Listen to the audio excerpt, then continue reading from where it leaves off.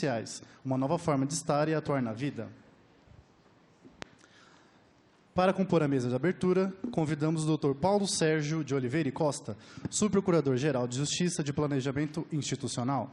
Neste ato, representando o Procurador-Geral de Justiça do Estado de São Paulo, Dr. Jean Paulo Poggi Mânio.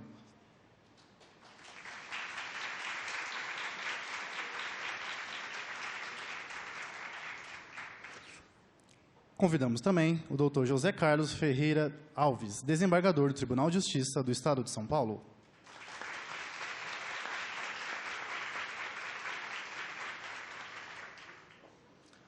Convidamos também o Dr. Tiago Sintra Zarif, coordenador-geral do Centro de Apoio Operacional das Promotorias de Justiça Cíveis e de Tutela Coletiva.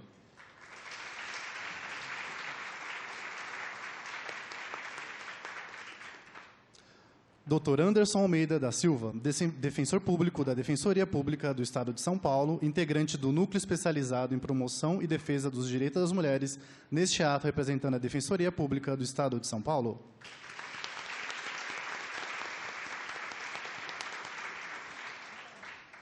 Convidamos também a doutora Fabiana Quezada, representante da Ordem dos Advogados do Brasil, Seção São Paulo.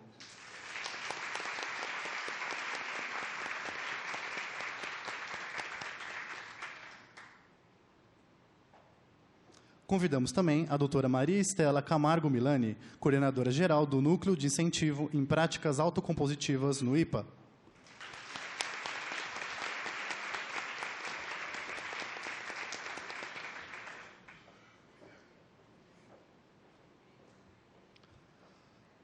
Para a abertura do seminário, convidamos o Dr. Paulo Sérgio de Oliveira e Costa, Subprocurador-Geral de Justiça de Planejamento Institucional.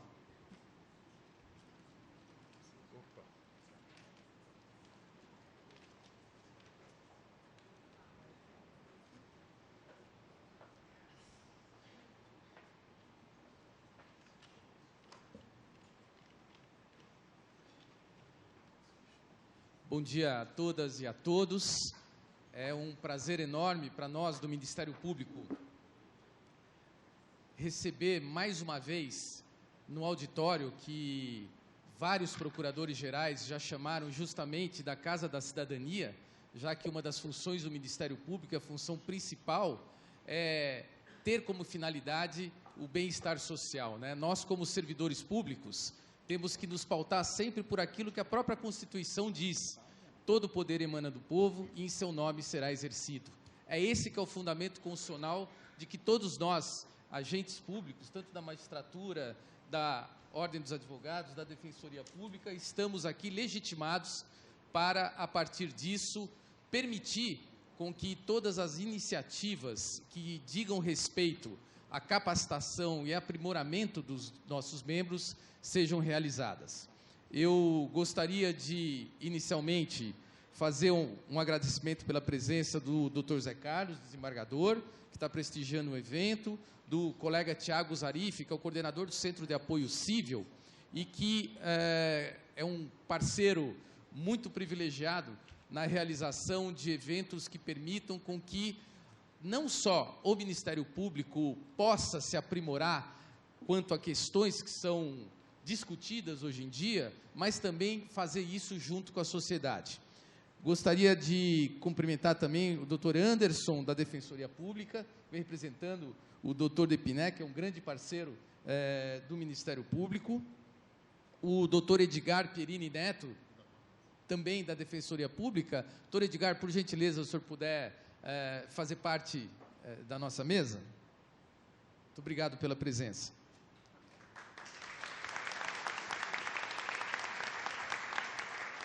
A Fabiana Quezada, representante da Ordem dos Advogados, muito obrigado pela presença. A colega Maria Estela Camargo Milani, que é a coordenadora do Núcleo de Incentivo a Práticas Autocompositivas, que foi recentemente criado por um ato normativo em 2017, em dezembro, aqui no Ministério Público. Essa coordenadoria, ela está em 4 regionais no estado de São Paulo, que coordena 4 regionais, e que tem como finalidade propiciar e permitir com que se discutam aqui todas as formas de mediação, de conciliação, de práticas autocompositivas, não com o espírito de que sejam adotadas como política institucional do Ministério Público, porque uma complementa a outra, né? Nós não podemos eleger nenhuma dessas ações em detrimento de outras que são tão importantes para casos específicos que ocorram. Então, muito obrigado pela presença, mas eu gostaria de fazer um agradecimento especial ao meu colega Fábio Lima, porque o Fábio, ele é um promotor que honra e dignifica a nossa instituição há muito tempo. É uma pessoa vocacionada que não se limita a ficar no seu gabinete e que procura sempre fazer algo a mais, né? Eu sou fã e sou conhecedor de diversas ações que ele realiza no Vale, onde atua em práticas compositivas que dizem respeito a questões importantíssimas. E quando o Fábio me telefonou, falou: Paulo Sérgio, nós estamos aí, eu participei de um curso com a professora Cláudia, quem a gente está muito feliz de recebê-la hoje. A senhora conseguiu aqui 1000 inscrições presenciais e também à distância, que eu cumprimento as pessoas que nos acompanham à distância, mas o Fábio falou com muito brilho nos olhos, embora nós estivéssemos por telefone, a respeito do que ele ouviu, do que ele sentiu, do que ele participou. E, imediatamente eu disse ao Fábio: olha, a nossa obrigação enquanto Ministério Público é permitir e possibilitar com que todas essas ações sejam de conhecimento, para que sobre elas nós possamos cada vez nos capacitar mais. E isso está alinhado ao nosso programa de gestão de pessoas e ao nosso plano estratégico que foi estabelecido para 6 anos aqui no Ministério Público, onde uma das características que eu reputo mais fundamentais dizem respeito à capacitação das pessoas, a fim de se buscar o que nos é muito caro, a unidade institucional. Não existe uma instituição que possa ser grande, que possa continuar a exercer sua atribuição, se os seus integrantes não estão capacitados, se eles não estão cientes, responsáveis da importância daquilo que nós realizamos. Então, Fábio, muito obrigado, parabéns aí esteja sempre à disposição.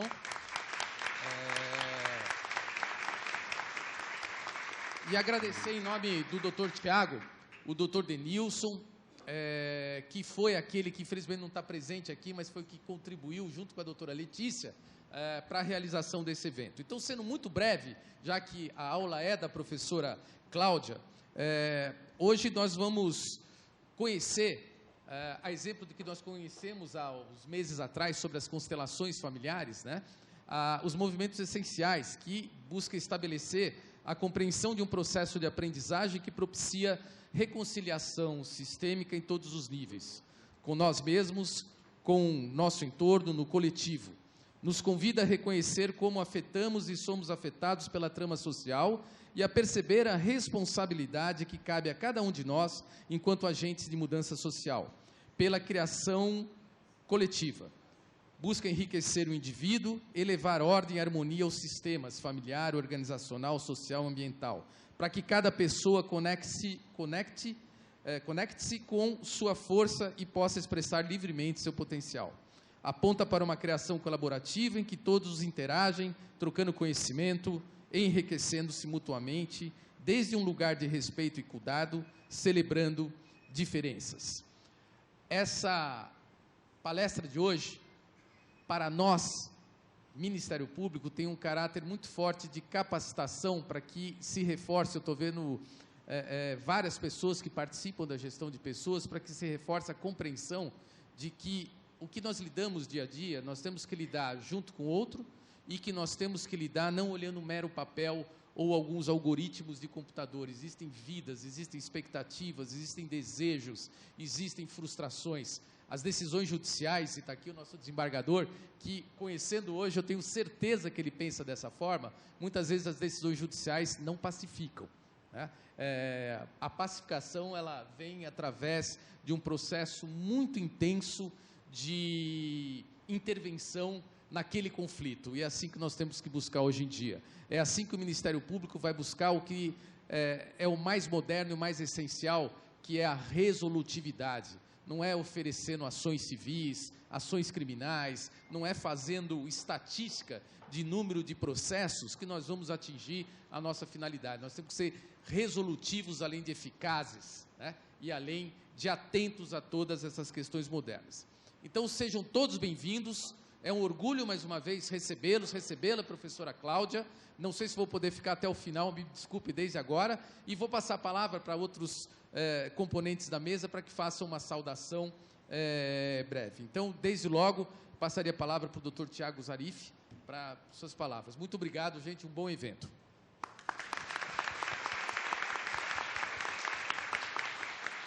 Bom dia a todos e a todas. Na verdade, como disse Paulo, o evento não é nosso, o evento nós temos que passar rápido. Então, é só agradecer a parceria da Procuradoria-Geral, que sempre está ao lado do CAU, o Centro de Apoio, para fazer esse tipo de atividade.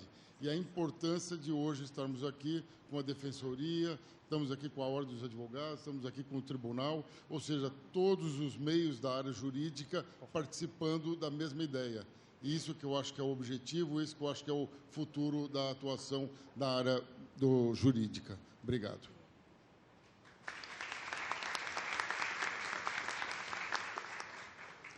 Convidamos o doutor Edgar Pierini Neto, defensor público, assessor civil da Defensoria Pública do Estado de São Paulo, para seu pronunciamento. Bom dia.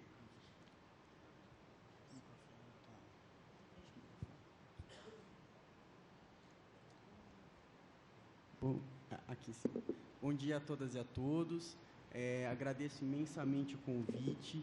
Em nome do Defensor Público Geral, Dr. David Epiné, agradeço esse convite para que a Defensoria Pública participe deste evento, que visa a promoção da paz, a cultura de paz, a comunicação não violenta, a resolução consensual dos conflitos, que acho que é o objetivo de todos aqui, realmente a conjugação de esforços entre Defensoria, OAB, Tribunal de Justiça e Ministério Público é algo a se vangloriar mesmo. Então, só queria agradecer e dizer que estou muito feliz com esse evento.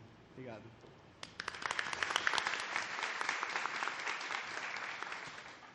Convidamos a doutora Fabiana Quezada, advogada, representante da Ordem dos Advogados do Brasil, para pronunciamento. Bom dia. Quero agradecer a todos o convite, Fábio, Vanessa, Marisa, a Cláudia, todos que vamos estar juntos aqui falando. E dizer que hoje eu me permito também me emocionar, porque realmente quando a gente vê esses movimentos cada vez se ampliando em prol, né, da paz e do amor, isso é maravilhoso. Então, eu quero agradecer e honrar a todos os sistemas aqui presentes, aos pais de vocês, aos meus pais, e agradecer a todo esse sistema maior. Obrigada. Estejam abertos e permitam-se hoje.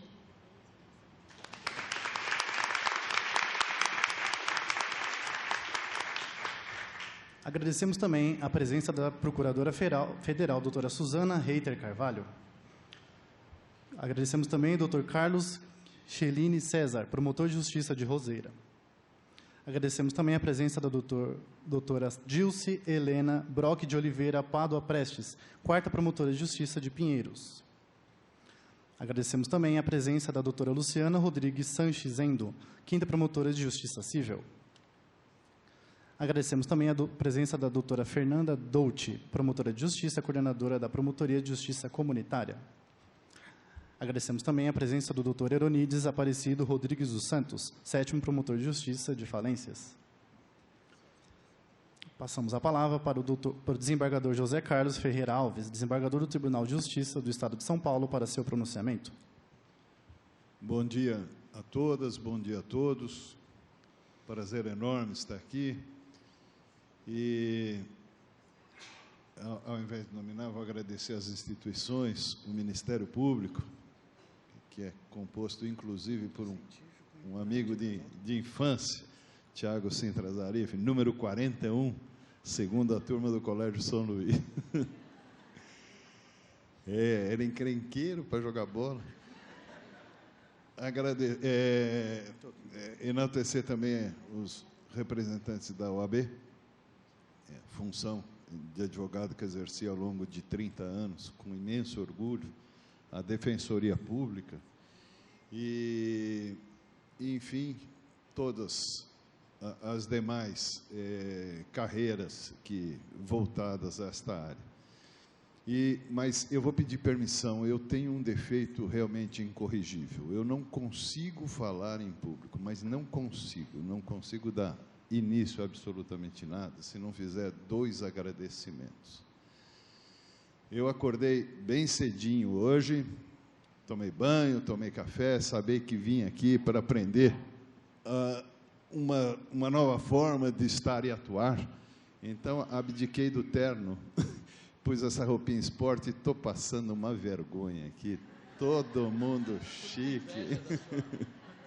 Eu vou pedir aos fotógrafos que, valentes desses recursos de internet, me ponham com terno e gravata, porque senão o presidente do tribunal me demite. Então, eu que acordei cedo, o agente de segurança passou lá, me pegou, me deixou aqui, tomei café, estou topando com gente interessada, com saúde, em paz. E, obviamente, isso tudo se deve a alguém que não é o procurador-geral, que não é o presidente do tribunal, que não é o presidente da República. Isso tudo se deve a Deus. Então, as minhas primeiras palavras são sempre de agradecimento a Ele pelo dom da vida, por esta oportunidade ímpar que nos concede.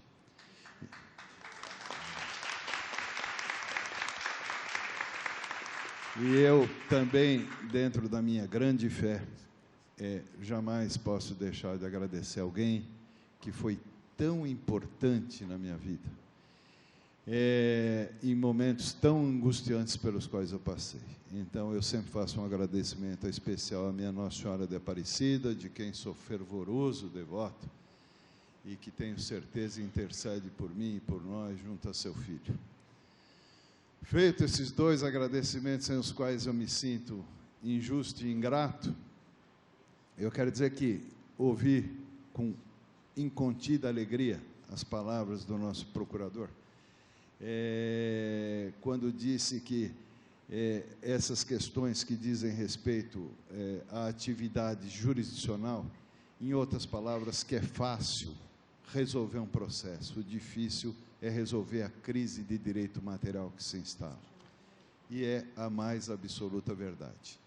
Mas nós temos uma parcela de culpa muito grande nisso, porque esta é uma questão cultural. E aqui eu vou me permitir fazer 2 caricaturas, mas eu juro que eu vou falar pouquinho. Quando eu começo a falar de conciliação e mediação, eu fico mascando o freio, eu quero falar tudo aqui. Mas toda família sempre tem uma criancinha briguenta, contestadora, que gosta de defender isso, defender aqueles posicionamentos. Normalmente a gente olha para essa criança e fala que vai ser o quê? Advogado, não é? Promotor, defensor público. E toda família também tem aquele ser impertigado que gosta de dar ordem, faz isso, faz aquilo. A gente olha para essas pessoas e fala que vai ser o quê? Juiz, né, doutora Vanessa? E crianças com essas características crescem e às vezes vão abraçar essas profissões. E vão para uma faculdade de Direito, onde vão aprender o quê, Tiago? Vão aprender uma cultura adversarial, vão aprender requintes de crueldade, vão aprender como brigar, como litigar. É para isso que nós fomos formados. E os magistrados para decidir. Então, fruto disso, o que nós temos? 105 milhões de processos em andamento no Brasil, dos quais aproximadamente 30 milhões em São Paulo. É invencível. Mas pior do que termos esse processo é imaginar que cada processo carrega, no mínimo, um drama pessoal. E sabemos que alguns processos carregam muito mais dramas pessoais envolvidos, o que significa que nós temos, no mínimo, toda a população, 200 e não sei quantos milhões de pessoas com dramas pessoais postos à disposição da justiça. E é invencível, não adianta pretender, porque isso tem uma progressão, que até hoje eu não sei se é progressão geométrica ou aritmética, que como eu sabia que eu ia ser advogado, de matemática eu só sei 10% e 20%, não sei mais nada. E então alguma coisa precisava ser feita. E realmente algumas tentativas foram empreendidas. A primeira delas foi a criação de um juizado especial, criado pela Lei 9.099, mas que acabou o tiro saindo pela culatra. Não porque não foi uma boa ideia, foi uma excelente ideia. Mas todo mundo migrou da justiça dita convencional, foi para o juizado especial, e aí o que aconteceu? Engargalou o juizado especial. E até porque criou-se mais uma possibilidade, mais uma porta de acesso ao Poder Judiciário, ou seja, a pessoa poderia ir sozinha lá para fazer a sua reclamação. Então, e aí nasce a característica, eu falei de advogado, falei de promotor, falei de defensor, falei de juiz, agora vamos falar do cidadão, que quer realmente, sente um prazer em comum em judicializar. Então, eu lembro que quase que concomitantemente à Lei 9.099, houve uma lei municipal que dizia que quem ficasse 20, não sei quantos minutos numa fila de banco, poderia pedir uma indenização. As pessoas procuravam banco onde tinha fila. O Bamerindos vazio e o Bradesco com uma fila de 4 quilômetros, a pessoa ia para a fila de 4 quilômetros, só para pedir a indenização. Essa é a característica também do nosso povo. Então, quando começam a surgir meios opcionais de solução de conflitos, e eu digo aqui opcionais porque eu não consigo vê-los como adequados, porque às vezes a adequação está numa decisão judicial. Não vejo como, vê-los como alternativos, porque eu também estaria subestimando. Então, hoje nós temos opções. E essas opções começaram por um modelo que já existia nos primórdios, que era a conciliação e a mediação, que era como todo mundo resolvia antes de existir o Poder Judiciário. Aí criaram o Poder Judiciário e todo mundo resolveu falar, pela lei do mínimo esforço, eu vou ter alguém que decide por mim. O que é um erro, porque, por exemplo, quem sabe mais sobre a vida, o que é bom para uma criança, senão o pai e a mãe dela? Mas não, eles submetem a um terceiro que não tem nada a ver com isso, que não conhece a criança, não conhece a família, e vai ter que decidir. Está aí explicado, então, quando a gente vê movimentos em prol da conciliação e mediação, movimentos em prol de uma constelação familiar, e movimentos essenciais, que visam, de alguma forma, a pessoa se encontrar, e com isso encontrar formas de resolver a sua vida, vê-se com imensa alegria, e com até uma ponta de alívio, não porque eles vão deixar de buscar pelo Poder Judiciário, mas porque eles vão empreender tentativas antes de chegar nesta via do litígio. Então, pedindo desculpas por ter falado tanto, mas é um tema e pedindo, sobretudo, desculpas pela informalidade do meu traje, mas era uma forma nova de atuar, né? Então, eu vim aqui quase que garoto propaganda. E pedindo mais uma vez que se valham dos meios de internet para me deixar de terno e gravata, para que o desembargador Manuel de Queiroz Pereira Castro, o nosso presidente, possa me ver aqui representando fielmente o nosso Tribunal de Justiça. Agradeço, sobretudo, a paciência dos senhores e agradeço a Deus e a minha Nossa Senhora Aparecida. Muito obrigado.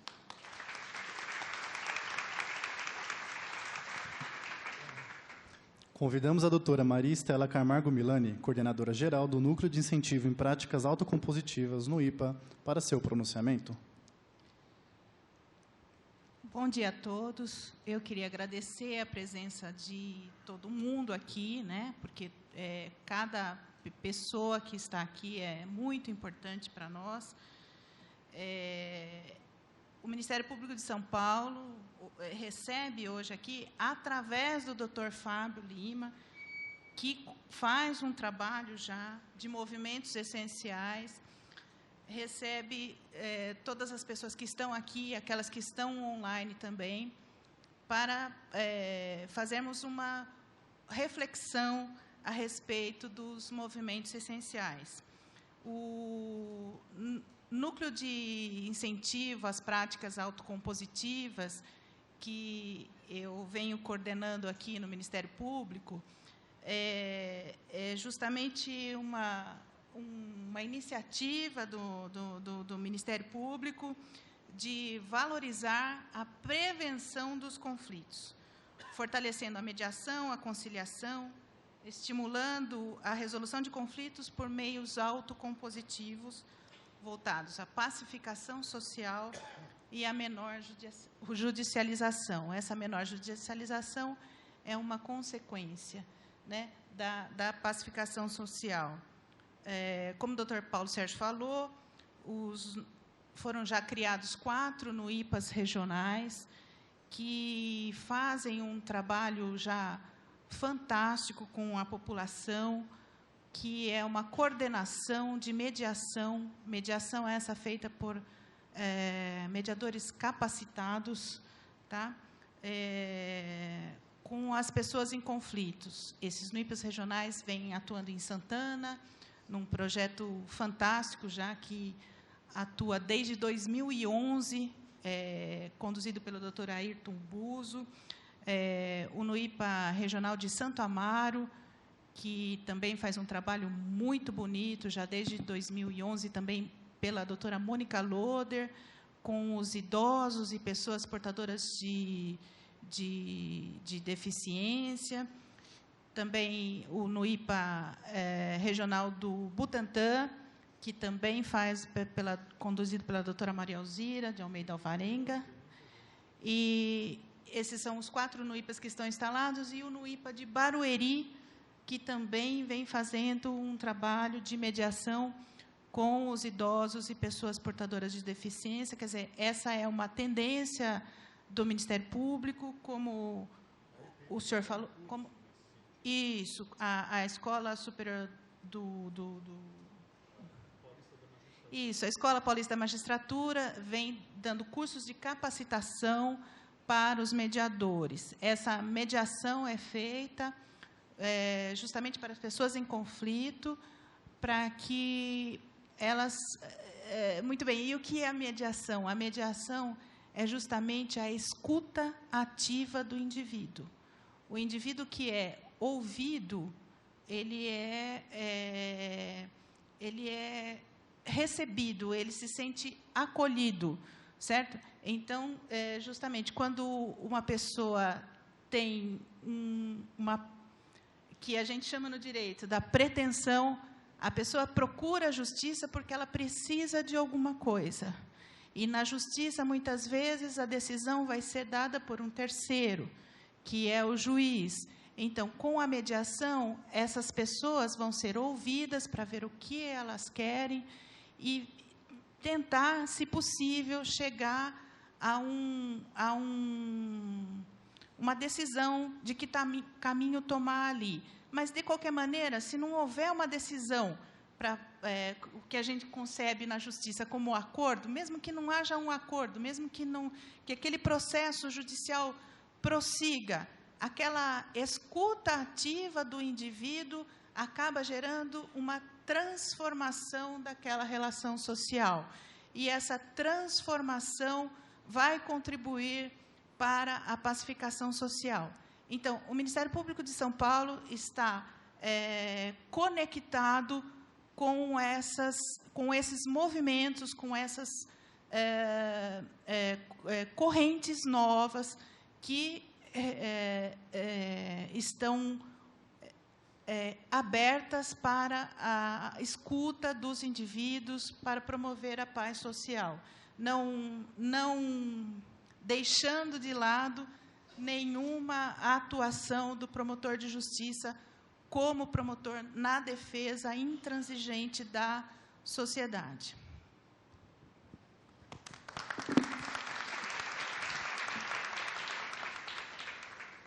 Neste momento, convidamos os integrantes da mesa para tomar assento no auditório com a finalidade de assistirem às palestras do seminário.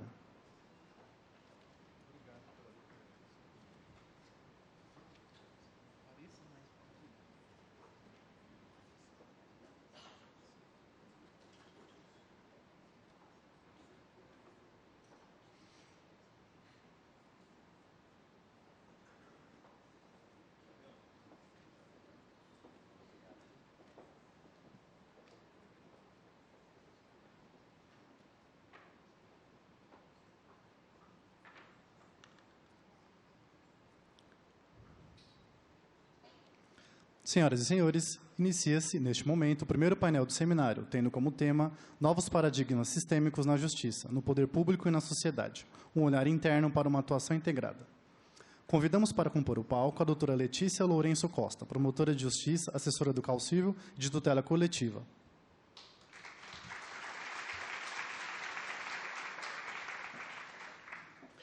Convidamos também o Dr. Fábio Rodrigues Lima, promotor de justiça do Ministério Público do Estado de São Paulo.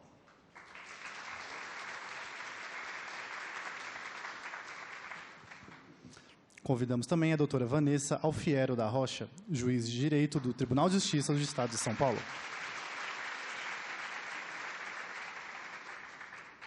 Convidamos também a doutora Fabiana Quezada, advogada da Ordem dos Advogados do Brasil, Seção São Paulo.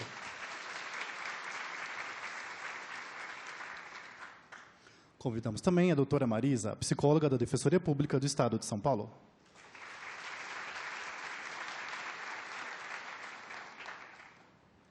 Bom dia a todos, meu nome é Letícia, eu quero agradecer a todos os presentes e aos que estão também online nos assistindo pelo link. Como os senhores viram, aqui a gente inaugura uma nova forma de estar e atuar na vida, os palestrantes já estão em pé, né, para a exposição. Enfim, vou ser breve também por conta do horário. Quero dizer que foi com uma imensa alegria que o CAU Civil, a Procuradoria-Geral, recebeu a missão de organizar esse seminário, porque tenho certeza absoluta que os senhores vão trazer ferramentais incríveis, como o Dr. Paulo disse, de pacificação social, que é, no fundo, tudo que a gente faz aqui. Ministério Público, Defensoria, OAB, Tribunal de Justiça. Quero agradecer imensamente a disposição dos senhores de contar para os presentes, para as pessoas que estão online, a experiência de vocês nessa seara. Dr. Fábio, doutora Vanessa, doutora Marisa, doutora Fabiana. Inclusive, pela informalidade, eles pediram para dispensar a leitura dos currículos, para dar maior fluidez, para garantir uma maior dinamicidade do seminário. Já passo a palavra para os senhores. Muito obrigada.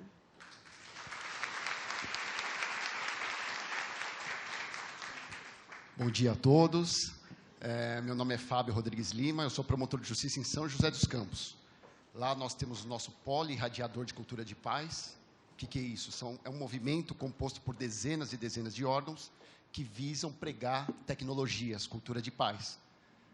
A nossa pergunta é a seguinte: e se nós levarmos essa tecnologias e tantas outras para aquela UBS, para aquele CRAS, para a educação, para a justiça? Então, essa é a nossa missão e é isso que nós fazemos. Gratidão, viu?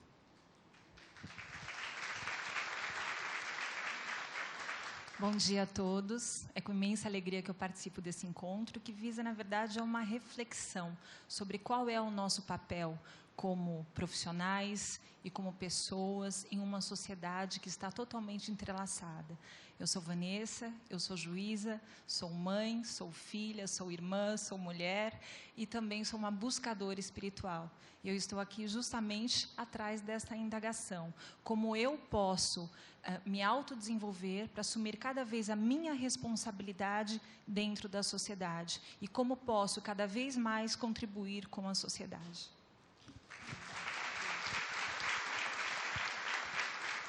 Bom dia, meu nome é Fabiana, eu sou uma sonhadora e estou aqui realizando um sonho também.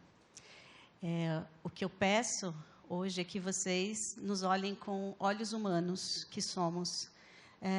O que nós fazemos aqui é apenas a nossa função. Estamos advogados, estamos juízes, estamos promotores, estamos psicólogos, mas, antes de tudo, somos seres humanos. E o nosso objetivo aqui é trazer para vocês e mostrar um pouquinho o que é o nosso papel, que não é apenas estar aqui como... Eu não sou apenas uma advogada, não é isso. A gente tem um papel, eu digo que é um papel social, que é muito importante. Eu posso tanto promover a paz como incentivar o conflito.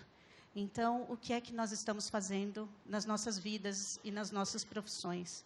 Então, gratidão a todos vocês. Meu nome é Marisa e eu trabalho na Defensoria Pública de Marília, Marília e Tupã. Venho do interior, dá para perceber no sotaque.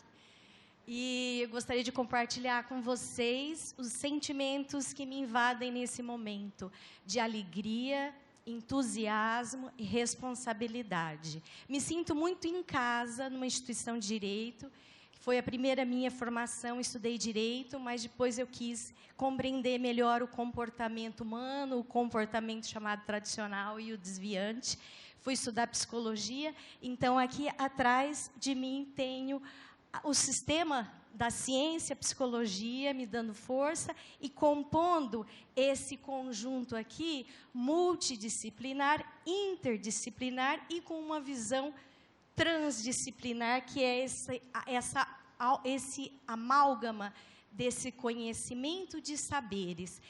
E só mais um minutinho eu gostaria de dizer como eu sou orgulhosa de fazer parte da Defensoria Pública do Estado de São Paulo, que, embora seja o irmão caçula, né, só 13 anos de idade aqui no Estado, a Defensoria ela vem com uma inovação digna de nota. Nós tivemos algumas defensoras, quinta e sexta-feira, ali na Boa Vista, do Rio Grande do Sul, e a gente percebe quão à frente a Defensoria do Estado de São Paulo está, compondo, cada defensor no interior tem minimamente um profissional do serviço social e um psicólogo para atuar com esse olhar multidisciplinar, interdisciplinar, e com objetivando a transdisciplinaridade. Muito obrigada.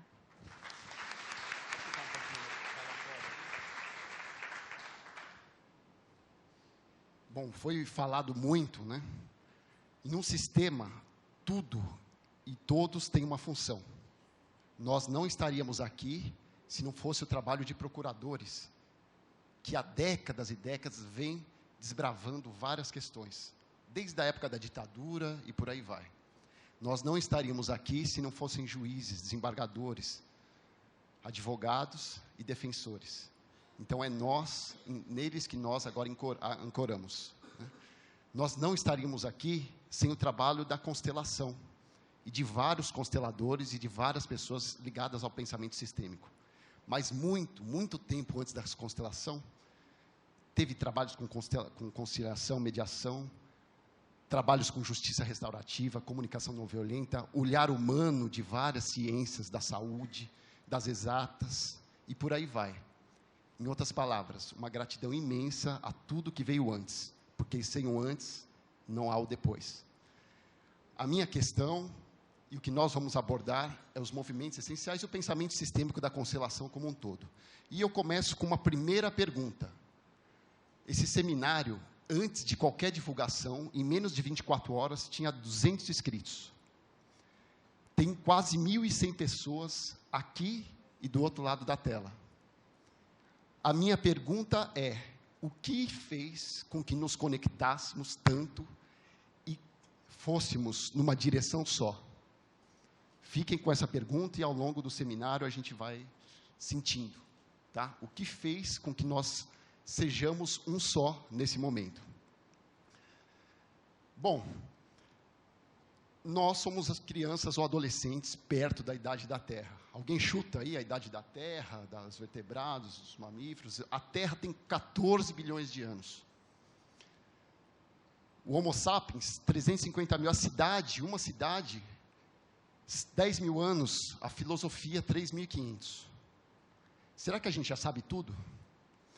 Em questão de relacionamento, como que eu resolvo minhas coisas? Meus conflitos, minhas pendengas, como eu me comunico? A gente está num processo contínuo de evolução. E essas ferramentas, não só a constelação, mas diversas outras, fazem parte desse processo. Alguém aí lembra da fita VHS ou não? Não querendo, né? Não querendo entregar a idade, não querendo entregar nada, né? Rebobinando para trás, para frente. Isso aqui. Né? Esse telefone, olha a tecnologia. Hoje é um tijolão, né? Mas olha, né, o upgrade. Né? Eu ligava para o Bozo, às vezes, e aí o Bozo, eu nunca consegui falar com o Bozo, porque até o dedo voltar não dava tempo. Né? E aí vem o upgrade. Eu não quero ser indiscreto com as mulheres, né? Mas quem fazia muito bob no cabelo? Né? Agora, vamos passar para a questão da comunicação, como nós nos relacionamos. O que vem nesse caminhar? Tudo tem um sentido. Se eu falar aqui hoje, para fazermos abaixo-assinados, para ter um banheiro para uma raça X e uma raça Y, olha o quão absurdo isso é. Não tem sentido, mas tem sentido há pouquíssimos anos atrás. Na Índia, por exemplo, placas ostensivas, proibida a entrada de cães indianos. Olha como isso eu não estou falando no sentido negativo, tudo faz parte, mas nós estamos em um processo de evolução. Eu acho que a maioria aqui tem filhos, muito tem filhos criança. A pergunta que eu faço é, eu sou criança, e eu tenho raiva, eu tenho amor, eu tenho sofrimento, o que eu faço com o meu sentimento? Como nós educamos as nossas crianças? Além das crianças, eu, Fábio, o que eu faço com esse buraco que está dentro de mim? E isso tem tecnologias que nós estamos aprendendo ao longo da vida, tá? Fabiana, você quer falar um pouquinho? Então, vamos falar um pouco da visão de mundo, inclusive no prisma sistêmico.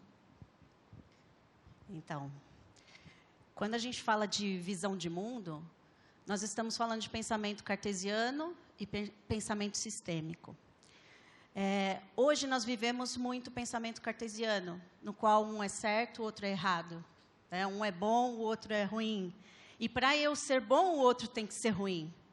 Essa que é a realidade. A gente julga muito as pessoas, não se coloca no lugar do outro. Hoje, eu digo que para nós profissionais é muito importante nós termos empatia, mas é uma empatia sistêmica. Quando eu falo de empatia, é olhar o outro, mas não só aquilo que a gente está vendo, todo o contexto dele, tudo que envolve ele, tudo que está por trás. Porque ele não é por acaso. Os comportamentos dele, as crenças dele, as experiências dele fazem ele ser aquilo que ele é. Então, hoje, a nossa visão, o que nós estamos querendo aqui, é transformar essa visão cartesiana num pensamento sistêmico, no qual a gente entende que cada um tem a sua visão de mundo, né? Mapa não é território. Aquilo que eu vejo não é a mesma coisa que o outro vê. E mesmo nos conflitos, o que é que está por trás de cada conflito? O que é que um está vendo e que eu não estou vendo? E, para isso, eu vou propor uma dinâmica para vocês. Sandra, pode me ajudar, por favor? Tá? E a dinâmica vai ser a seguinte. Vocês vão ficar em duplas, um de frente para o outro. Podem se levantar, nós vamos fazendo juntos.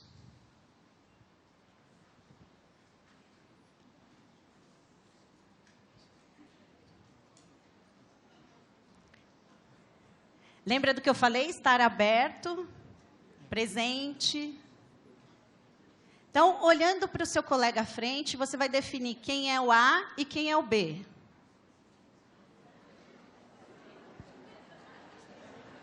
Ok.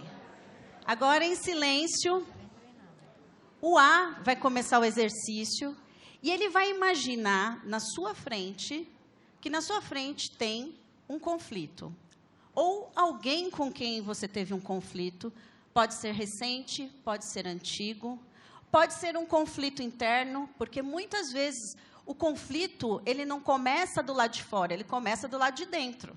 Então, são aquilo que a gente vê e a gente dá significado é que transforma a nossa realidade. Então, pode ser um conflito interno também. E você vai olhar para essa pessoa que está à sua frente e vai deixar os movimentos livres, vai sentir.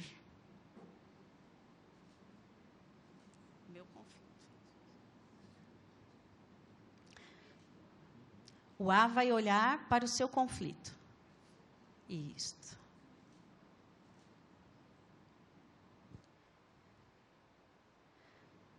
Se for uma pessoa, imagine como foi a última vez que você se comunicou com ela. Quais foram as palavras que você ouviu, que você viu, e o que é que você sentiu? E observe também o seu comportamento. o que é que faz essa outra parte gerar um conflito dentro de você?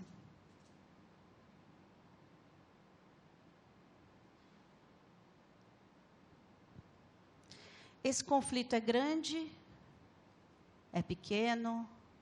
Qual é a importância que você dá para isso?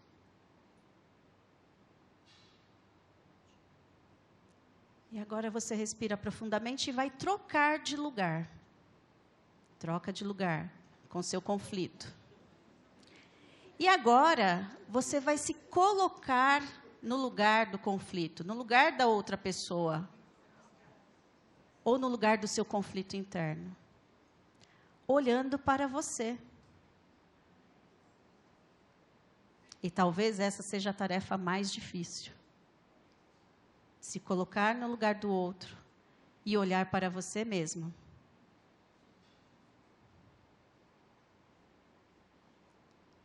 E olhando para você, no lugar do outro, o que você vê? O que você ouve e o que você sente?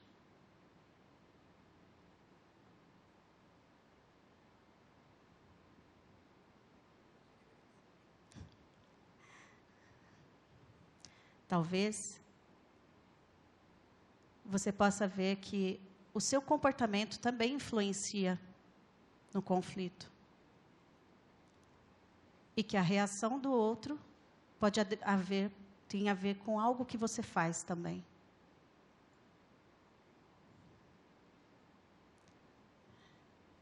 E agora você volta para o seu lugar. E vê o que muda.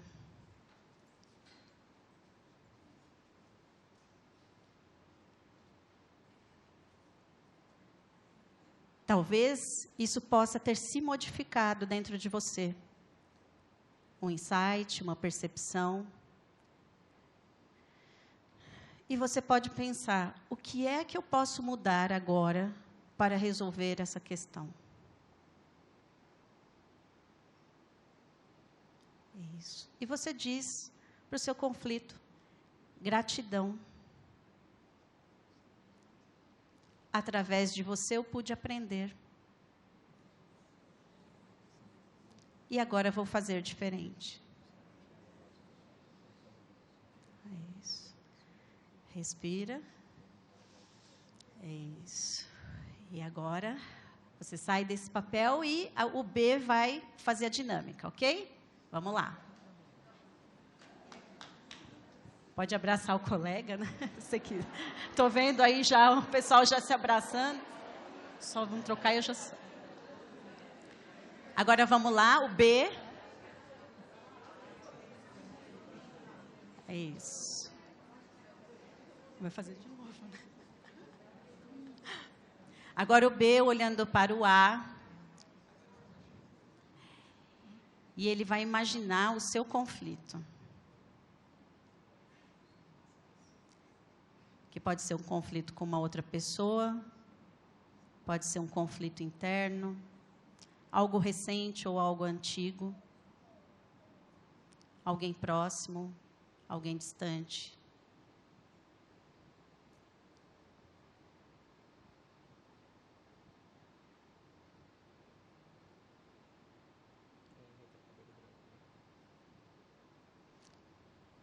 E você pode pensar, sentir e ver como esse conflito se comporta. O que é que você ouve?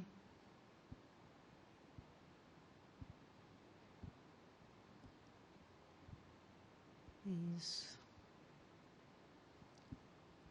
É algo grande, é algo pequeno? O que realmente te incomoda?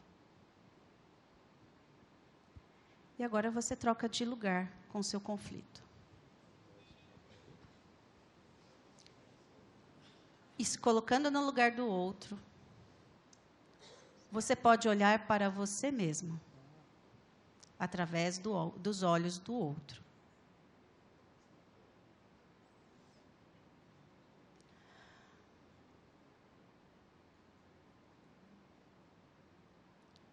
o que você vê, o que você sente e o que você ouve.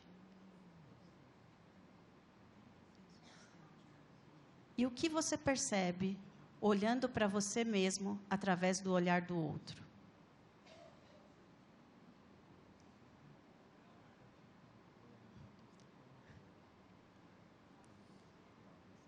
Isso. E agora você troca de lugar. E vê o que muda. Depois de ter se colocado no lugar do outro. E depois de ter olhado para você mesmo. Talvez você possa perceber algum comportamento que você quer mudar. E você diz para o seu conflito: gratidão. Através de você eu pude aprender. Agora eu vou fazer um pouco diferente. Isso. Respira e agradece o seu colega.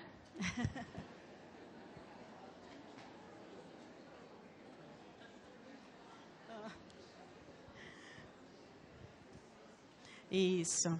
Então, pessoal, gratidão. Valeu a pena fazer essa dinâmica? Valeu? Ok.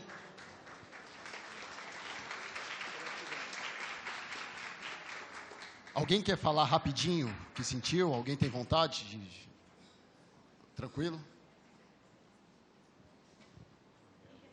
Alguém quer compartilhar alguma que sentiu ou algo? Então, vamos devagar, né? Vamos, senão vou... todo mundo chorando. Bem, então nesse nosso movimento de aprendizado ao longo da humanidade, forma de nos conectarmos, ferramentas vão surgindo. Ferramentas na área de comunicação, resolver conflitos, dinâmicas de órgãos, de instituições, pessoas e por aí vai, né? Por exemplo, na área de comunicação. Quantas vezes vocês falaram 6 e alguém entendeu 9? E aí? O que aconteceu? Aquela bola de neve. Algo minúsculo que virou uma bola de neve, um conflito, você nem sabe o que fazer com isso, né? E nós não temos ideia, às vezes, da repercussão disso. Esse pai, por exemplo, ele foi buscar atendimento no balcão da promotoria, do cartório judicial, na UBS, no CRAS, e como foi dito aqui pela mesa, sequer ele foi ouvido. O que ele faz com esse buraco que está dentro dele? Vai parar ali?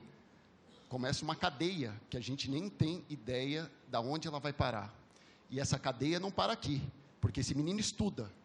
Então, o comportamento dele vai refletir na sala de aula, na escola. Essa mulher faz parte de sistemas. Ou seja, nós não temos ideia do que um buraco não atendido, a repercussão que isso pode causar. Na questão de resolver conflitos, como nós funcionamos, eu estou na escola, tia, o Joãozinho brigou comigo, vem alguém de cima para baixo, está divertido, está suspenso. Resolve. Eu estou com um problema com o meu vizinho do andar de baixo, do prédio. Piloto automático chama o síndico que ele resolve para mim. Nós temos cada vez mais muitas tecnologias, além da mediação, da constelação, da justiça restaurativa e por aí vai. Jogos colaborativos e por aí vai. Esse é o nosso tema de hoje, no pensamento sistêmico da constelação familiar. E se eu falar para vocês que várias questões de vocês e minhas estão repetindo de geração a geração, sem termos sequer ideia. Sabe aquele relacionamento que parece que tem uma parede entre mim e o meu parente? O meu irmão, meu pai, minha mãe, algum parente, ou um colega de trabalho, ou seja lá quem for. E se eu falar para você que nós somos formados de vários fragmentos, um quebra-cabeça, e que nós não paramos e não temos consciência do que está por trás.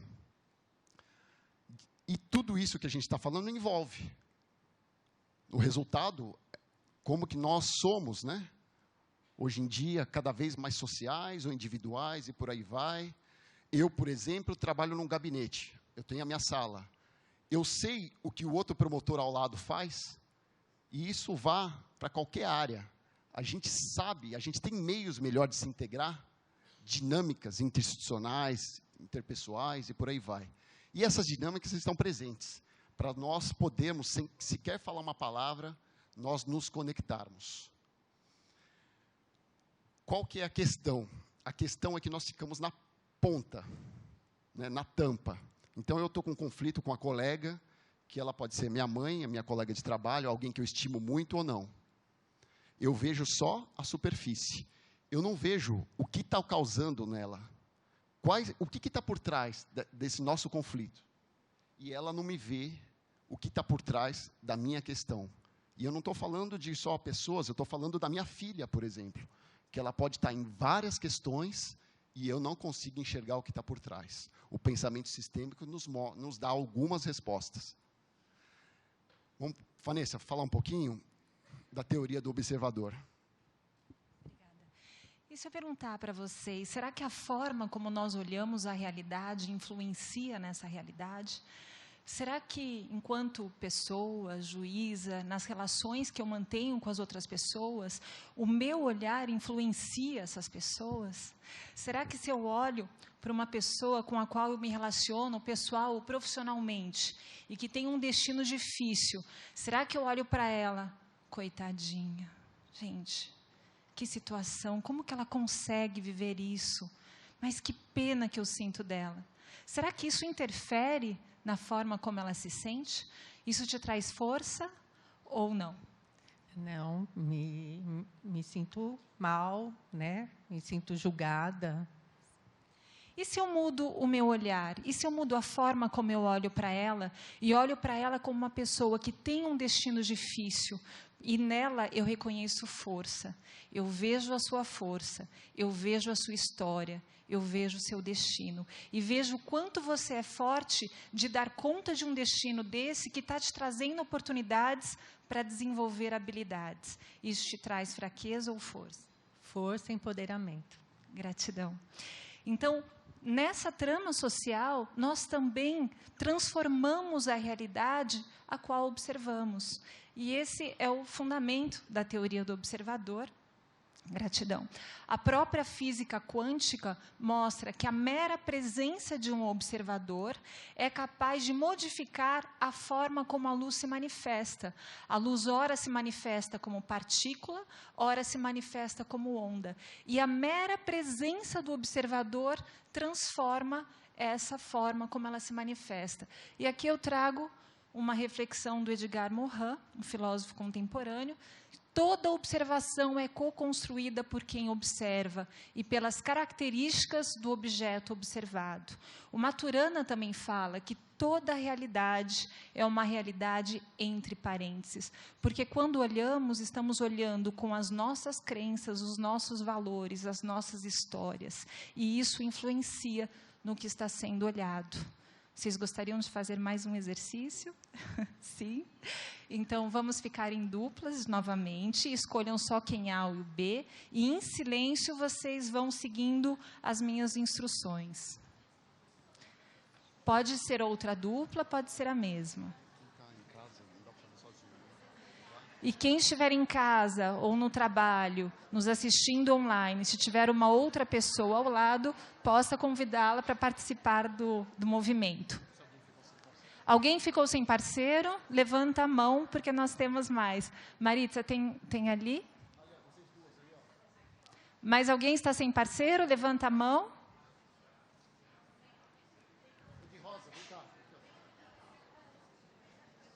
Então, definam quem vai ser A e quem vai ser B.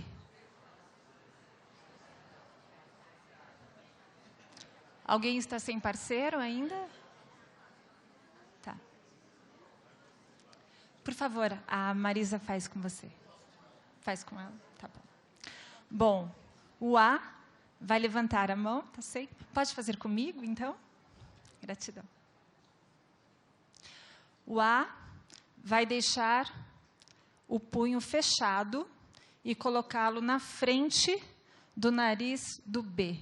E o B vai olhar exclusivamente para esse punho à sua frente. E eu vou falando e eu peço para que cada um perceba como está se sentindo e, principalmente, se o A, que está com seu punho cerrado, continua sentindo a vontade de sustentar essa posição ou não. Então, eu vou pedir para o B olhar apenas para esse punho e perceber como ele está se sentindo diante desse seu punho tão próximo. E eu vou pedir para o B ampliar um pouquinho o olhar. Vamos olhar além daquele punho à sua frente. Olhe para o pulso daquele que está à sua frente. Olhe para o cotovelo, para o braço, para o ombro, para o pescoço. E perceba se o A continua ainda com a vontade de manter esse pulso cerrado, com esse braço duro. E siga o seu movimento, se por acaso ele não se sustentar mais. E agora eu peço para o B olhar para o rosto do A. E olhar para os olhos do A. E se conectar com a história do A. B ainda se sente, ou melhor, o A ainda se sente na vontade de manter esse pulso cerrado, esse braço esticado? Gratidão. Gratidão. Eu vejo que a grande maioria baixou o braço. Vejam, isso é a teoria do observador. A mera mudança de perspectiva daquele que observa acabou influenciando naquele que é observado. Gratidão. Gratidão. Gratidão.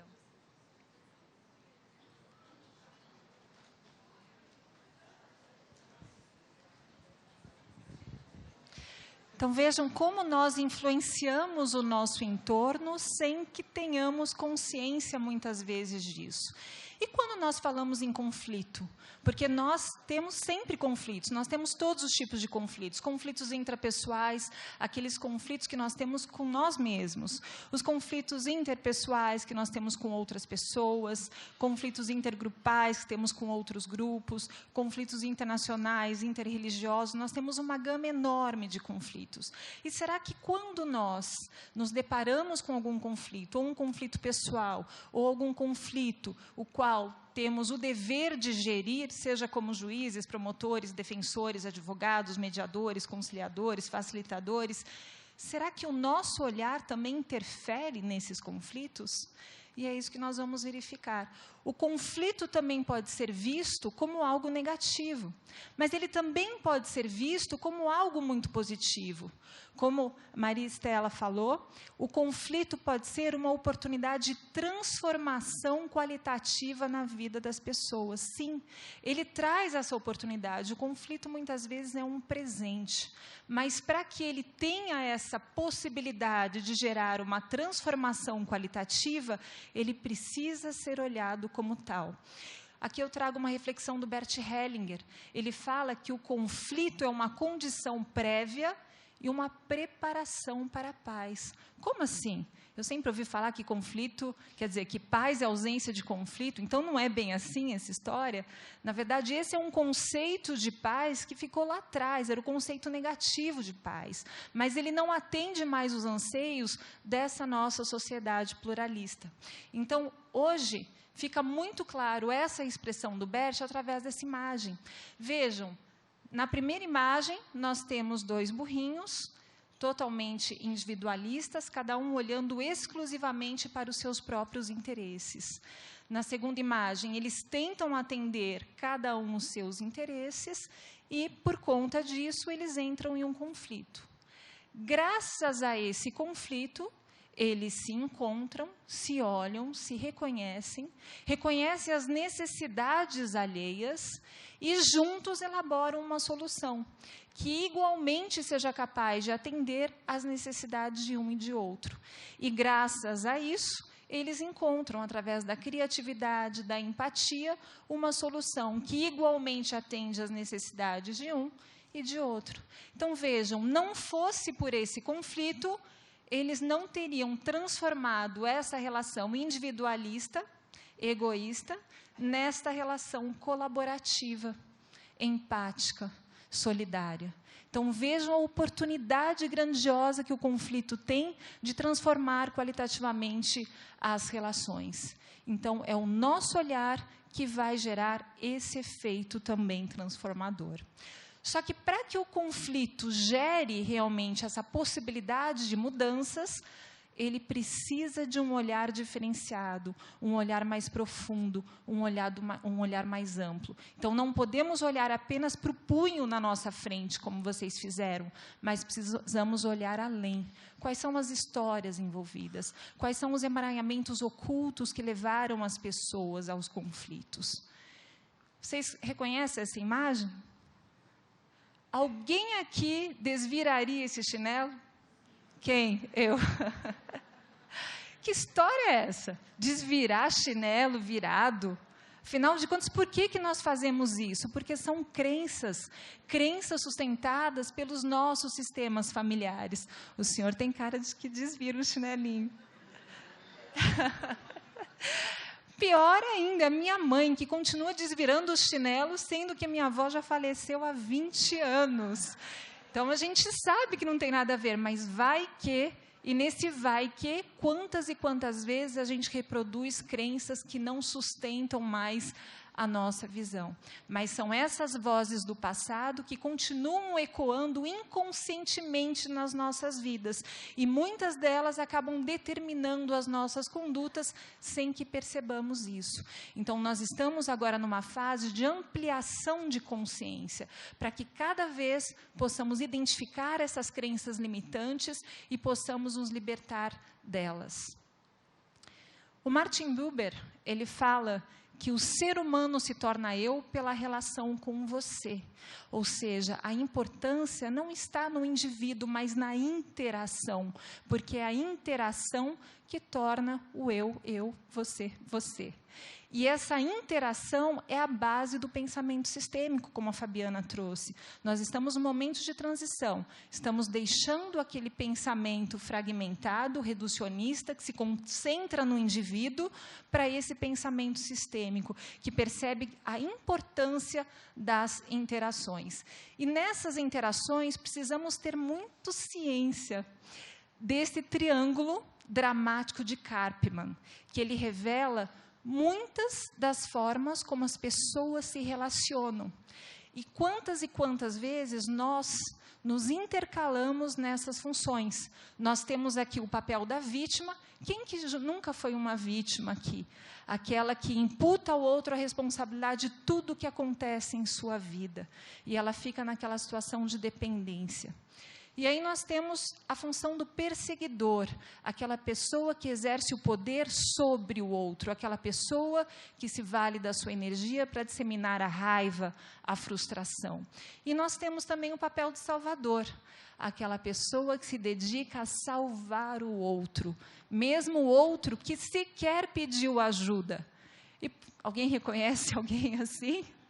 Muitos de nós somos salvadores. Aliás, nós somos tudo isso, porque nós nos alternamos nesses papéis. Muitos de nós somos, talvez, um perseguidor em casa, uma vítima num outro ambiente e um salvador no trabalho, ou no mesmo local, conseguimos alternar todas. Então, qual que é o nosso principal objetivo? É transcender os papéis cristalizados desse triângulo de Karpman para que possamos encontrar a nossa melhor versão e criar relações mais fluídas. Então, qual seria a solução aqui para que a gente possa transcender essas funções? A vítima é, primeiro, o autoconhecimento, perceber que ela está nessa postura e mudar o seu caminhar. Em vez de se colocar numa posição de vítima, se colocar numa posição de protagonista da própria vida, fazer as escolhas para a própria vida e assumir as consequências por essas escolhas. Qual seria a função aqui do perseguidor? Ele também tem que reconhecer que ele está nessa função, está exercitando o poder sobre outra pessoa, subjugando outra pessoa, e usar essa energia maravilhosa que ele tem para estimular a outra pessoa, para que a outra pessoa possa igualmente se conectar com a sua força. Então, aqui o grande objetivo é transmutar o perseguidor em um estimulador. E o salvador o que ele pode fazer para deixar de salvar o outro? Porque muitas vezes ele está salvando o outro para não olhar para si próprio. Então, primeiro passo, se reconhecer nessa posição, olhar para as próprias feridas e se transformar não num salvador, mas num facilitador. Porque enquanto salvador, ele não está ajudando ninguém, ele está perpetuando a dependência daquela outra pessoa. Enquanto facilitador, ele facilita a autoconexão daquela pessoa para que ela própria se reconecte com o seu poder, a sua autonomia, a sua autodeterminação. Então, vejam, quando nós lidamos com os conflitos pessoais e profissionais, precisamos ter ciência disso, para nos reconhecermos e possamos também reconhecer o outro, e possamos sair dessas posturas cristalizadas, que não facilitam as relações fluídas, e transmutá-las para que elas se tornem relações mais fluídas e mais construtivas. Precisamos tirar aquelas máscaras que nós estamos tão acostumados a usar, para que não fiquemos cristalizados naquelas posturas e possamos fluir pela vida, e ir atrás do nosso propósito e concretizá-lo. Aqui eu compartilho com vocês Tabacaria, de Fernando Pessoa, sob o pseudônimo do Álvaro Campos. Fiz de mim o que não soube, e o que podia fazer de mim, não o fiz. O dominó que vesti era errado. Conheceram-me logo por quem não era, e não desmenti, e perdi-me. Quando quis tirar a máscara, estava pegada a cara. Quando atirei e me vi ao espelho, já tinha envelhecido, estava bêbado. Então, o convite que eu faço é: vamos tirar as máscaras. Agora, Fabiana, será que o pensamento sistêmico nos ajuda a fazer isso? Com certeza. Tem algumas pessoas que estão nos assistindo sem link. É para entrar na página do MP, que lá está um site. Agora, como que elas vão ouvir se elas estão sem link, né? Agora que eu penso. Então, mas está dado o recado, tá? O pensamento sistêmico nos ajuda para nós entendermos que como nós influenciamos o todo e como o todo nos influencia. Então, muitas vezes a gente não tem ideia de que aquilo que a gente está fazendo impacta outra pessoa. E a gente vai fazendo, através dos nossos pilotos automáticos, nós vamos tendo atitudes que a gente não tem consciência muitas vezes que está repetindo, e às vezes está repetindo um padrão lá de trás dos nossos pais, dos nossos ancestrais, e a gente vai fazendo. Então, quando a gente toma consciência do que a gente faz e quanto isso impacta no todo, a gente pode mudar. Por isso, a gente está falando muito aqui de autoconhecimento. Então, essa imagem, será que nós sozinhos fazemos alguma coisa? Quem acredita que a gente faz as coisas sozinho aqui? Ninguém, graças a Deus. Exatamente. Porque é essa união que faz com que hoje a gente possa estar levando esse movimento para o todo. Vou falar já dos princípios. Vou chamar a Marisa para falar dos princípios.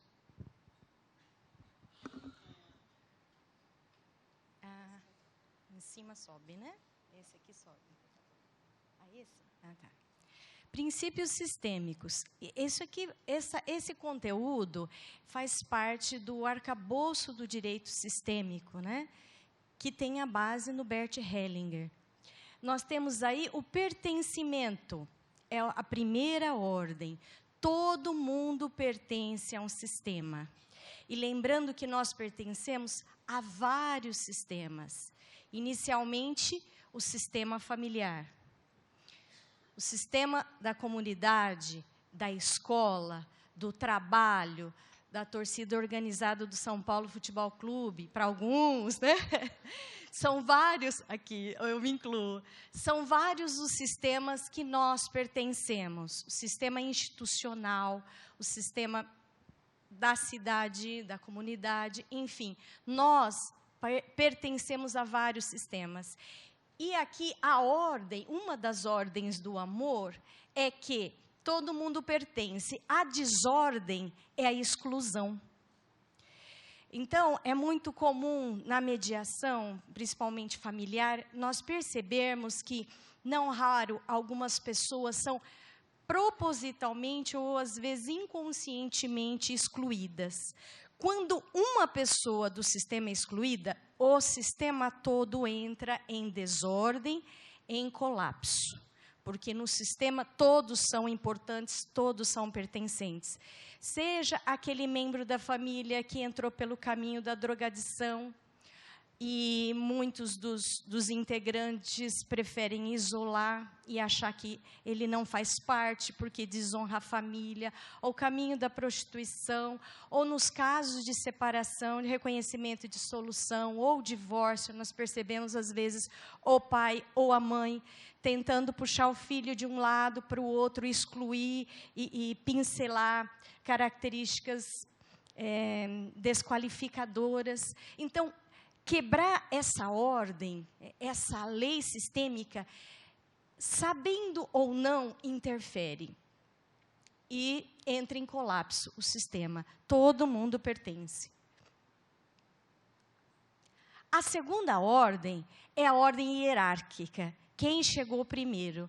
Quando eu me referi à filha caçula no sistema de justiça, é porque a defensoria nesse sistema chegou por último, mas não é menos importante.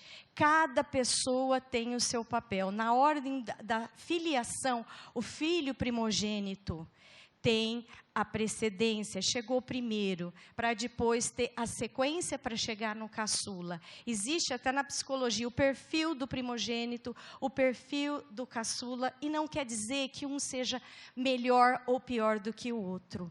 Precisa de respeito, cada um no seu lugar. Nessa toada, nessa linha de raciocínio, nós temos os pais, que nós colocamos os pais como grandes e os filhos como pequenos.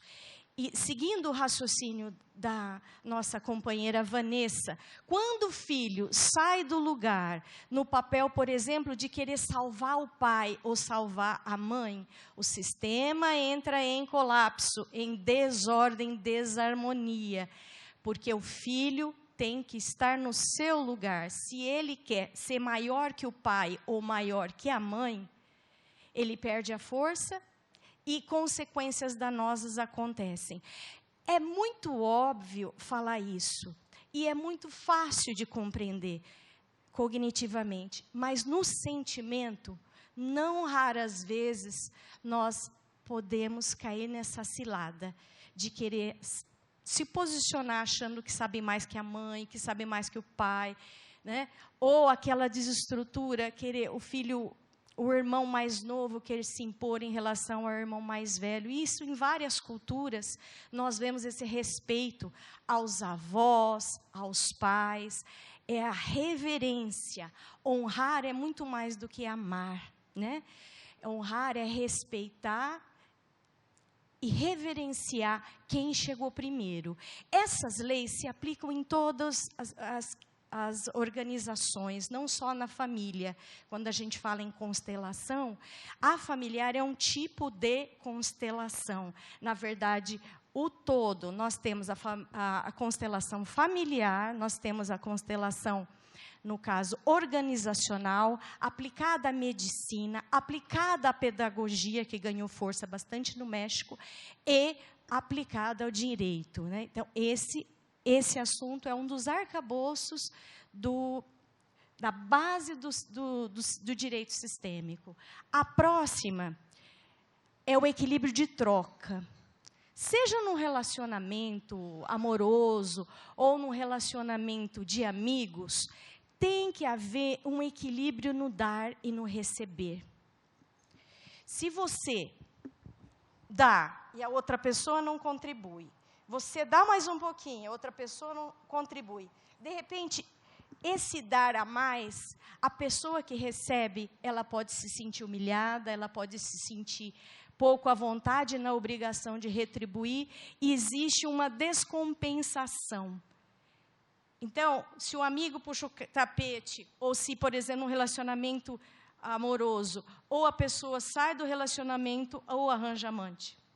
Então, o que eu escuto há quase uma década: doutor, eu fiz de tudo, para esse relacionamento. Aí eu pergunto, fez de tudo por quê? Onde está escrito que você tinha que ter feito de tudo? Será que não foi aí o erro? Tem que haver um equilíbrio de troca no dar e no tomar. A única exceção é em relação dos pais aos filhos. Os filhos sempre vão ser devedores dos pais. Os pais sempre vão ser credores do filho. Porque os pais deram a vida. E a vida é inegociável. Não dá para retribuir esse bem maior já dito, que é a vida. Esse seria o terceiro elemento da ordem. A professora Cristina Laguno, psicóloga, advogada, consteladora e mediadora, ela coloca um quarto elemento que seria o movimento. Ok? Vamos passar, Fabiana? Assim, sim. Só para a gente dar um exemplo, para ficar um pouco claro que tudo isso é inconsciente. Posso contar com você, Maria? Faz favor. Doutor Tiago, por favor. Ele jogava futebol comigo, me deu muito drible, agora eu vou descontar. Né? Então, pode ficar ali, doutor Tiago, por gentileza. A Maria Estela é uma pessoa adulta que está resolvendo um problema. Olha para ele, por favor, Maria Estela. Pode ficar de frente.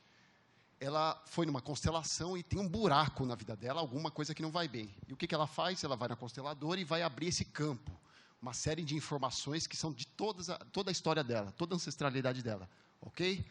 Conforme a dinâmica foi ocorrendo, o problema que estava aqui não olhava para ela, começou a olhar aqui. Então, começou a olhar para cá. Aí a consteladora fez o quê? Colocou mais um elemento. Então, tinha um segundo elemento. Só que o problema, pode ficar aqui, ó, o problema, ele não estava olhando para a segunda. Ele começou a olhar para um terceiro lado, que é aqui. Aqui, sim, houve conexão. Durante o que foi, o que se desenvolveu? Na verdade, pode olhar para ela, doutor Gustavo. Na verdade, essa aqui é a mãe da cliente e essa aqui é a tia. Quando a cliente tinha 3 meses de idade, o que aconteceu? A mãe viu a própria irmã morrer atropelada por um ônibus. Sangue tudo quanto é lado. Eu quero que vocês se coloquem no lugar dessa mãe. O que eu faço? Eu dou a vida, eu amamento, ou eu vou para a morte e choro o enterro da minha mãe? O que ela fez? Ela foi para a vida. Então, ela excluiu o pertencimento, ela excluiu uma situação, ela excluiu a morte da própria irmã. Primeira lei que foi para o espaço. O que aconteceu e que acontece com cada um de nós? Quando nós somos criança, nós sentimos a dor, o que está em desequilíbrio, sem ninguém falar. E o que ocorreu?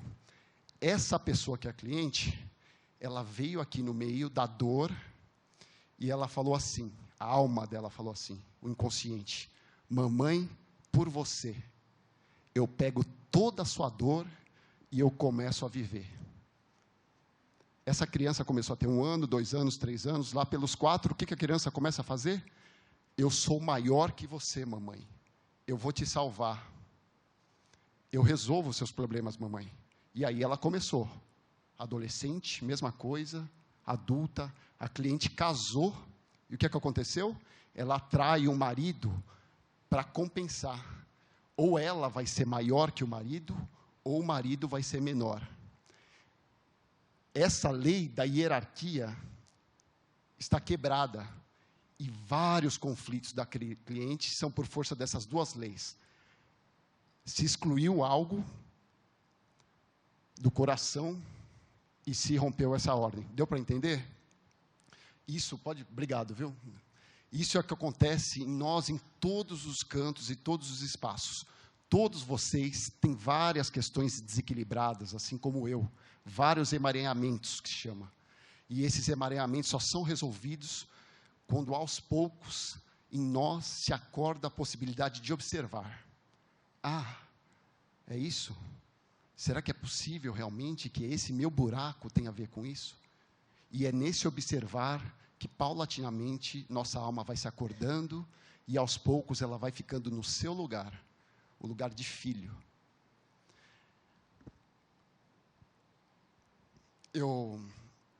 A minha mãe, ela foi boia fria, né? quanto que ela trabalhou com 8 anos de idade para resolver as coisas. Imagina o buraco que ela traz. E o que ocorre? Quando ela cresceu, conheceu meu pai, trabalhou, etc., montou uma empresa com 300 funcionários, e aí, de repente, ela encontra o pai dela. E aí, o que ela faz? Olha, a alma dela faz. Olha como eu cresci na vida. Você não é nada. Eu não precisei de você. Olha a lei da hierarquia. E aí, o que ocorre? Ela cresce, conhece meu pai, e aí tem um desequilíbrio. Ela não era grande em relação ao meu avô, em relação ao meu pai, ela é pequena. E aí ocorre e vem eu, que eu nasci. Outro desequilíbrio. Eu sou grande e você, mamãe, é pequena. Com 10 anos de idade, eu resolvia questões de saúde da minha mãe, me reuni em hospital com adultos. E aí vai, e eu caso pela primeira vez. O que ocorre? Eu sou pequeno e a esposa é grande. Nós vamos atraindo pessoas são sintomas o que acontece na nossa vida. Nos falando, acorda, tem alguma coisa que está em desequilíbrio. A partir do momento que, aos poucos, eu fui reconhecendo o quanto a minha mãe é uma potência, e eu não conheço ninguém que estaria no lugar dela segurando o que ela segura. Ela é como se fosse uma usina ao lado do meu pai, várias questões familiares que eu nem tenho ideia, de segredos de família, de doenças. O sistema elegeu a minha mãe para que ela estivesse aqui. Se hoje eu estou falando com vocês agora, é porque tem algo atrás. É porque meus pais estão segurando a onda para que eu hoje esteja falando com vocês. Eu acho que é isso, tá bom? Gratidão.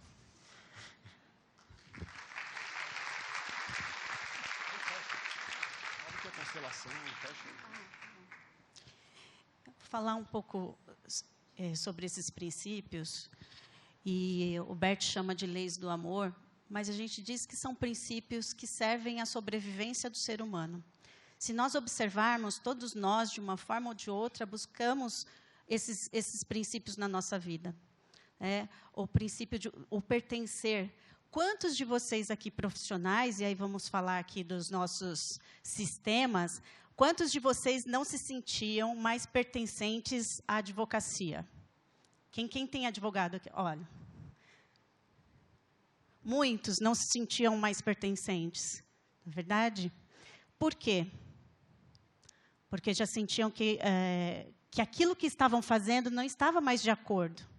Eu digo que, como eu falei antes, o papel do advogado e de todos os profissionais da área do direito é realmente fazer com que as partes olhem para seus conflitos e nesse papel, nós nos colocamos como facilitadores.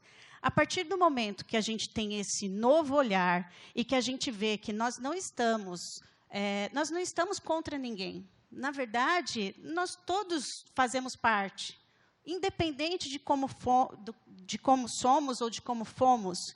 Né? Vão existir pessoas que ainda vão permanecer lá com aquela atitude de conflito. E nós estamos num outro movimento, e tudo bem, todos fazem parte. Né? Isso é pertencer. Então, hoje, do jeito que nós somos, nós pertencemos a esse sistema. Quando a gente fala de hierarquia, por exemplo, e todos esses princípios, é muito interessante a gente observar em relação a que eles funcionam. E como eles funcionam, como eles interagem de família para família, de local para local. Então, eu vou até pedir para vocês virem aqui, que na hora que a gente estava aqui posicionado, eu tive assim, um insight, a gente estava observando. Então, quando a gente fala de hierarquia, o Fábio estava aqui, a Vanessa estava aqui, não é isso? E eu estava aqui. Quem olha de fora, o que vocês imaginam? Essa configuração está certa? Alguns mexeram a cabeça, que não. E a gente pode pensar o seguinte, em relação a que a hierarquia? Neste lugar, nós estamos dentro do MP. Quem veio primeiro? O MP. Então, a hierarquia funciona assim, dessa forma. Agora, se nós estivéssemos no TJ, talvez a Vanessa estivesse lá na frente. Né?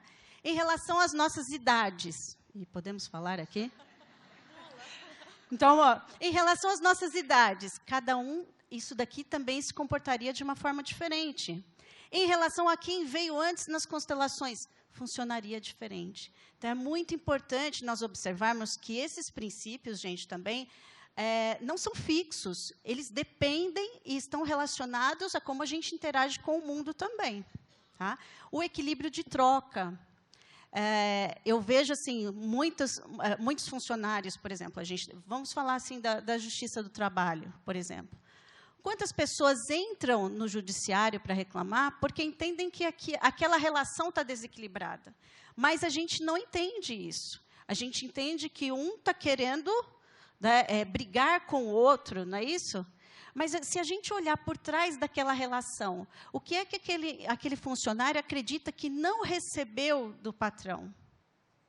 Muitas vezes eu olho para as empresas, que são as empresas, a gente fala, tem empresas que são mães, não é isso? E aí o patrão faz, né, o funcionário precisa de alguma coisa, o que ele faz? Vai lá e pede. Né? Vai lá e fala que quer, ou às vezes o patrão vai e dá, mesmo sem pedir. Né? Aquela questão das ordens da ajuda. E aí o funcionário começa a se sentir como? Menor, pequeno. Quando ele sai como? Com raiva, não é isso? E ele faz o quê? Para provar que aqui eu sou grande também, eu vou lá reclamar no judiciário.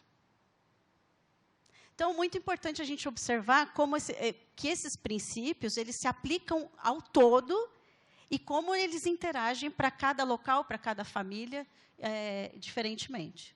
Só para nós fecharmos, o que tem entre minha mão e o chão?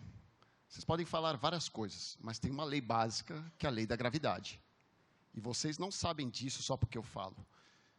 Quando ocorre isso aqui, aí vocês sabem. Como vocês sabem dessa lei? Pelo sintoma. Como já foi dito, a nossa vida nos traz muitos sintomas. É aquele bloqueio com o parente, é aquele buraco que eu tenho dentro de mim, é aquele conflito que eu não sei de onde vem. O que são isso? Isso são sintomas. E esses sintomas estão mostrando algo. Provavelmente, essas leis estão desequilibradas. E não vem de hoje, vem de muitas gerações em gerações. E todos nós temos 3 missões, a missão individual, a missão sistêmica e a espiritual. A sistêmica é o que eu vim fazer nesse clã familiar, essas dezenas de histórias que vem seguindo. E pode ser que vocês sejam algo a ser acordado, algo novo, para uma abertura e para solver, aos poucos, vários desses conflitos. É isso? Então, agradecer novamente. Quer já emendar, Cláudia? Pode? Sim, pode. Quer saludar? Quem sabe o que é saludar? É bater palma, né? Em argentino. Gratidão.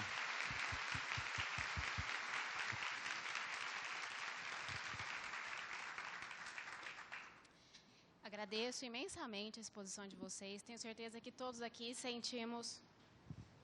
sentiram a energia das dinâmicas e tenho certeza que todos saímos daqui transformados em algum sentido. Agradeço imensamente. Aviso a todos que lá embaixo tem um café, porém, diante do adiantado da hora, nós não vamos fazer um intervalo específico para o café. Mas quem quiser, precisar, tem à disposição um café. Prefere? Tá ordenado. Então, teremos um cafezinho de hierarquia total. Teremos um intervalo de 10 minutos. Muito obrigada.